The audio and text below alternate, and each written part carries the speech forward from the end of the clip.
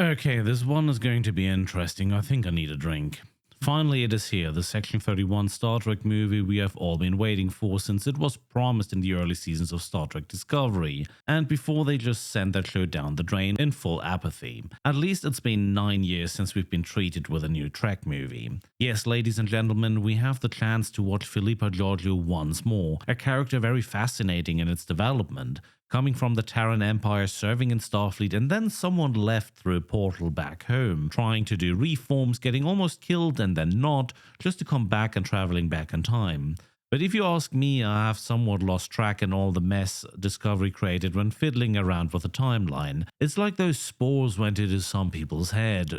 Just leave timelines alone. Time travel in Star Trek is sadly like duct tape, right? To slap it on everything and hope it holds. Anyway, who didn't wait for a Mission Impossible science fiction movie? With the traits of some Hunger Games, heist scenes, space battles, modern tech, species we've never heard of before and never will again, Borg, cameos, Charlie's Angels, and special effects that could be taken directly out of a theme park. Sounds like the treat we Star Trek fans deserve and all waited for, right? Our story begins with a little bit of backstory where Philippa Georgiou came from and how she became Emperor of the Terran Empire. Long battle through the ranks and betrayals until you are at the very top ruling like in TOS? Ha, no. Just have some kind of Hunger Games where kids murder each other, kill the families, and the winner will become the new emperor. It's super easy, barely an inconvenience. And when that is not enough, you can take the one on the second place as your forever slave. Sadly, in this case, he was her best friend in some kind of childhood love relationship.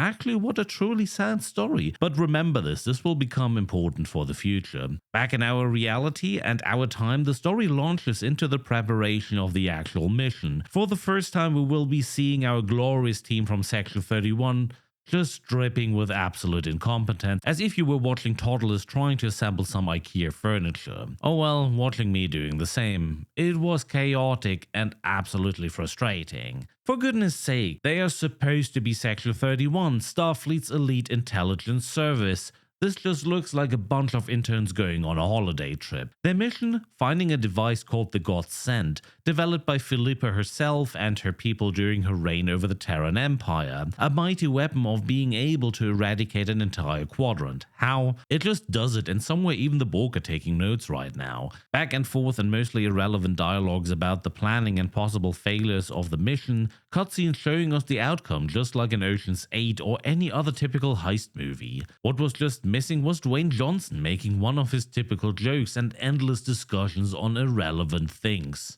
Oh wait, forgot we had a guy in the team that just talks too much. And the rest of the team, an augment with an unknown backstory, a Vulcan robot laughing and screaming all the time, Rachel Garrett not being captain of the Enterprise C and still young, someone who just gets killed immediately for the sake of drama, which wasn't even very much dramatic, and a Borg ordered from Wish with, what was it? Mecha dysphoria or something? Are you kidding me? Obviously Philippa was there to save the day, help the team to bring back or secure the super weapon from an evil person we've already seen in the beginning. You know, if a character gets introduced at the beginning, it is usually the antagonist. What a cliche. So you remember what I was talking about in the beginning? Okay, so are you still following? If not, I don't blame you. It was hard for me to watch the movie in one go. After over half an hour of basically nothing, I had to pause it, sleep, and continue the next day. Anyway, at some point we head into the action. First a chase on Philippa's French pirate space station, and really, at least in the German dubbed version of the film, those people were constantly trying to talk French. It was really weird, and I thought they had something against France, for whatever reason. Then we get action on a planet that looked very much like a theme park, fire shooting out of the ground at perfectly timed intervals, flamethrowers on the ground disguised as alien flora in the forest. How exciting. Maybe it was meant to be a commercial for a Paramount theme park, the Star Trek Flame Forest Adventure or something like that. Animatronics were missing though. Who knows? Really, they didn't have that much of budget at this time. The space action wasn't too bad in the end, I'll give them that, and we need to see the positive things at some point, right? Then Happy Ant and Jamie Lee Curtis giving us some Charlie's Angels or more Control's Angels vibes. Please, just why? If you're asking now, wait, wasn't Control destroyed in Discovery?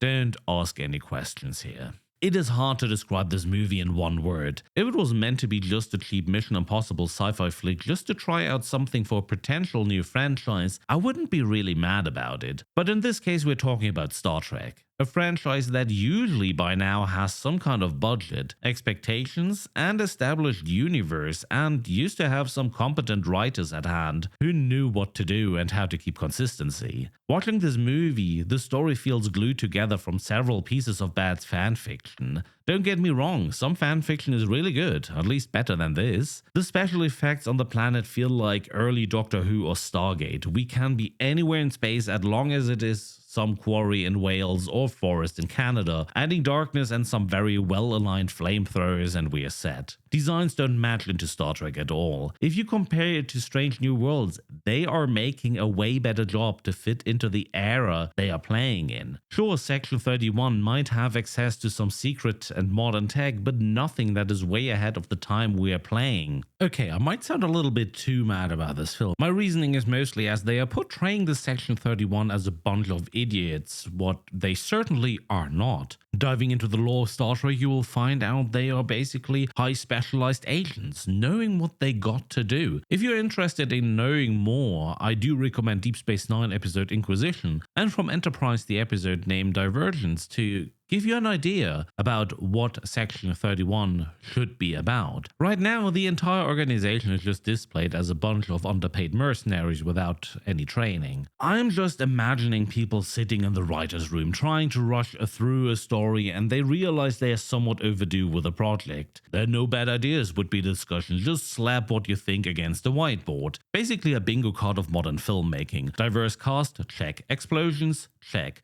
Symphonic rock music because new audiences like it? Check.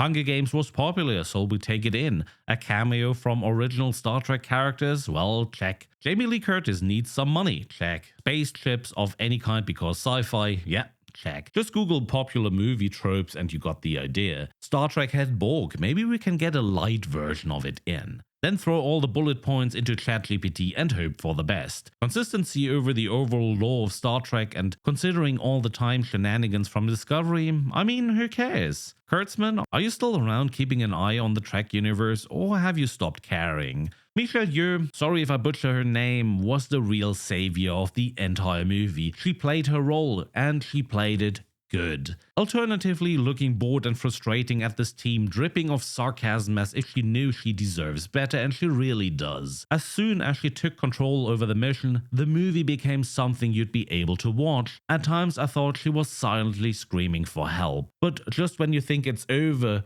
she's got it, you think. We are back to the old style. A gathering of the team, mission is complete, and we get Jamie Lee Curtis teasing a continuation. A Section 31 cinematic universe or series? No! God, please, no! No! Please spare me. In the end, this movie isn't very much Star Trek. More parody, but without the self-awareness to realize it. Anyone remember Galaxy Quest? Just watch this instead. If the goal was to appeal to the lowest common denominator of sci-fi fans who love flashy effects and nonsensical plots, then mission accomplished. But for the rest of us who wanted Star Trek to feel like Star Trek, but diving into the more darker areas of Starfleet, I don't think we feel very comfortable with this. Let's say, creative piece of work. The showrunners described it as a Guardians of the Galaxy on steroids.